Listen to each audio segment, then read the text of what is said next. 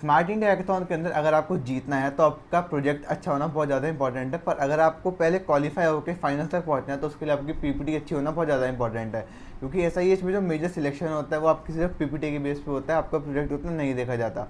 आप जब अपनी पीपीटी सबमिट करते हो तो उसके बाद आप अपनी एक वीडियो सोल्यूशन ज़रूर सबमिट करते हो, पर उसमें भी कहीं ना कहीं आपका मेजर फैक्टर जितना मुझे आइडिया है वो पीपीटी का रहता है। क्योंकि अगर आपकी पीपीटी अच्छी हुई ना तो आप एसआईज के फाइनल तक तो पहुंच जाओगे। अब आगे आप जाके जीतो कि ना जीतो वो सेकेंडरी चीज़ है, पर अगर आप क्वालिफाई कर गए तो ही आपके जीतने के चांसेस कहीं ना कहीं आगे इंक्रीज होते हैं। तो इस वीडियो के अंदर मैं शेयर करने वाला हूँ आपके साथ कुछ ऐसी टिप्स जो कि आप यूज़ कर सकते हो अपनी एसआईज की पीपीटी को और भी अच्छा बनाने के लिए, जिससे आपके सिलेक्ट होने के चांसेस बढ़ पाए। Hello everyone, I am speaking थोड़ी, लेट्स गेट स्टार्टेड। तो इस वीडियो के अंदर जो भी आपके साथ मैं टिप्स शेयर करने वाला हूँ वो सारी की सारी टिप्स मैं लास्ट ईयर अपनी पीपीटी के अंदर अप्लाई करी थी, और वो सारी टिप्स अप्लाई करने के बाद मेरी जो पीपीटी वो एसआईज के फाइनल्स में सिलेक्ट हो गई थी और मैं अपनी पूरी टीम के साथ एसआईज के फाइनल्स में गया था।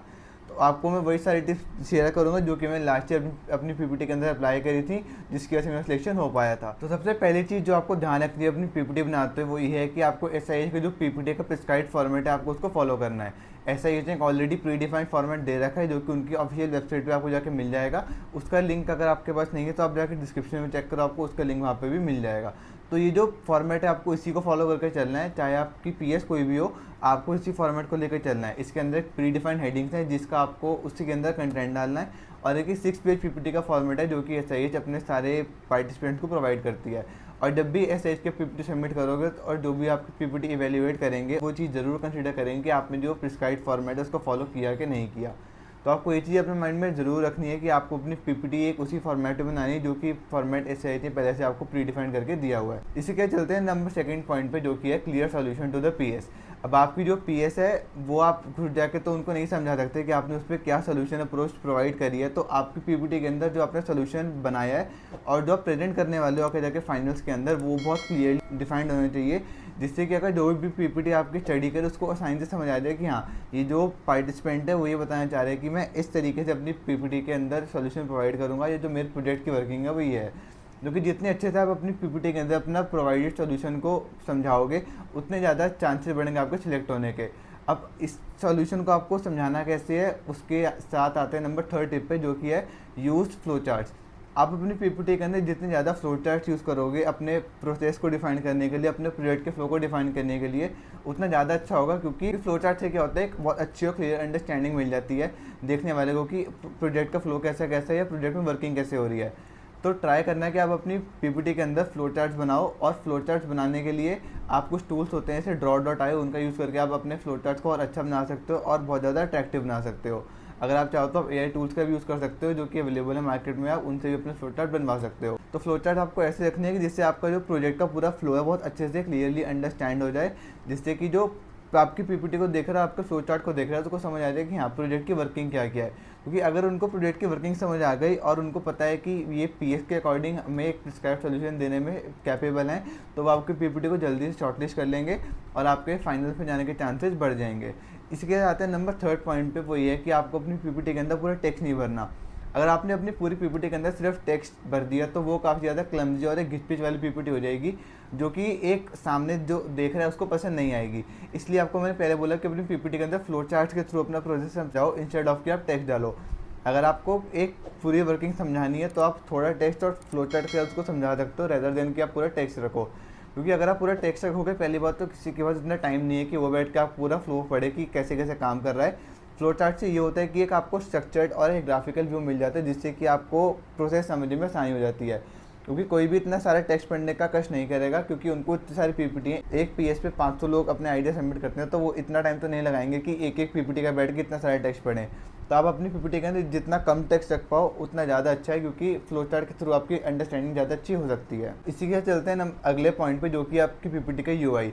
अब आपको ऐसे इसने एक प्रिस्क्राइब्ड फॉर्मेट दी जो कि बहुत एक प्लेन है, तो आप ट्राई करोगे आप उसके अंदर थोड़ा अपना यूआई अच्छा कर पाओ, क्योंकि आपकी पीपीटी का यूआई जितना अच्छा होगा वो उतनी ज़्यादा अट्रैक्टिव लगेगी, और जो अगर उसको कोई स्टडी करेगा तो उसको पढ़ने का मन भी करेगा। जैसे कि अगर आप वेबसाइट बनाते हो तो अगर उस वेबसाइट का यूआई अच्छा होता है तो आपको कहीं ना कहीं उस वेबसाइट को यूज़ करने का और उसको और टाइम स्पेंड करने का मन करता है। तो अगर वो वेबसाइट बोरिंग होती है या इतनी अच्छी नहीं लगती आपको तो उसको आप इतना यूज़ नहीं करते। अगर आप एक वीडियो देखो तो अगर वीडियो का आपको एक एडिटिंग अच्छी होती है और एक बैकग्राउंड अच्छा होता है तो आपको मन करता है कि वीडियो देखूँ और उससे कुछ सीख पाऊँ। ऑन दी अदर हैंड अगर एक वीडियो अच्छी नहीं है, साउंड क्वालिटी अच्छी नहीं होगी और एक वीडियो क्वालिटी अच्छी नहीं होगी तो आपको वीडियो देखने का मन ही नहीं करेगा। इसी की तरह आपकी एसआईएच की पीपीटी की तरह से आपकी रिप्रेजेंटेशन है कि आप कैसा सोच रहे हो, आप किस एंगल पर सोच रहे हो या आप कैसा प्रेजेंट कर रहे हो। तो पीपीटी आपकी एक डायरेक्ट और क्लियर प्रेजेंटेशन है कि आपने क्या सोचा और आप उसको कैसे इम्प्लीमेंट करोगे। तो आपकी पीपीटी का यूआई जितना अच्छा होगा उतना ही ज़्यादा आपके चांसेस बढ़ जाएंगे सिलेक्ट होने के।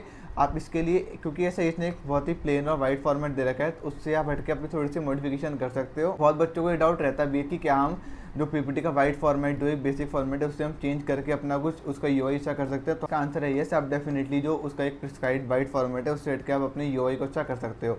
क्योंकि आपकी पीपीटी देखने में जितनी अच्छी होगी उतनी ज़्यादा चांसेस है कि आप सिलेक्ट हो पाओ और आप फाइनल्स तक जा पाओ। इसके लिए आपको बहुत सारे टूल्स हैं, आप एआई टूल्स का यूज़ कर सकते हो, वरना चाहो तो आप ऑलरेडी जो अवेलेबल टूल्स हैं उनका यूज़ करके आप अपनी पीपीटी का यूआई अच्छा कर सकते हो।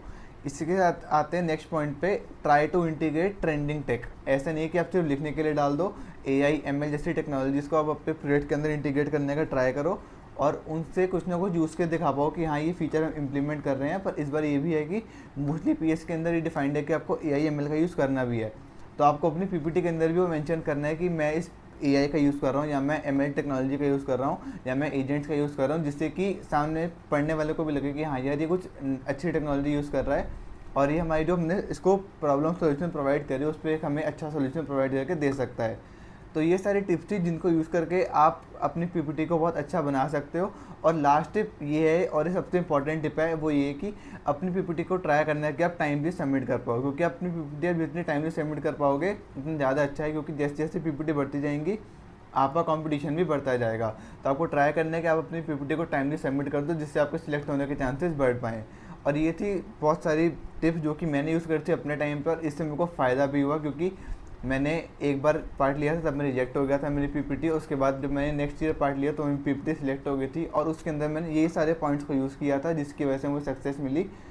और अगर आपको ये जानना है कि एसआईएच में पार्ट लेने के बाद, सिलेक्ट होने के बाद हम क्या क्या पॉइंट्स को कंसिडर करें जिससे कि हम एसआईएच फाइनल जाके जीत पाएँ और मैं अपनी गलतियाँ शेयर कर पाऊँ कि मैंने क्या गलतियाँ करी कि जिसकी वजह से मैं फाइनल्स में तो गया पर जीत नहीं पाया, तो उस पर भी कमेंट करके बताना, मैं एक वीडियो बनाने की ज़रूर ट्राई करूँगा। अगर आपका कोई भी डाउट हो किसी भी टॉपिक से रिलेटेड, चाहे वो कोडिंग हो, चाहे वो कोई आपकी पर्सनैलिटी डेवलपमेंट से रिलेटेड हो या आपको अपस्किल करने से रिलेटेड हो, तो कमेंट करके ज़रूर बताना, मैं उस पर वीडियो बनाने का ज़रूर ट्राई करूँगा। और अगर आपको वीडियो अच्छी लगी हो तो लाइक करना, शेयर करना अपने उन दोस्तों के साथ जो कि आपके साथ एसआईएच में टीम में पार्ट ले रहे हैं, जिससे कि वो भी एक अच्छी पीपीटी बना पाएँ और सिलेक्ट होकर आपके एसआईएच के अंदर फाइनल्स में जा पाएँ। चैनल को सब्सक्राइब कर लेना अगर वीडियो अच्छी लगी हो तो। See you in the next one, till then keep learning and keep growing.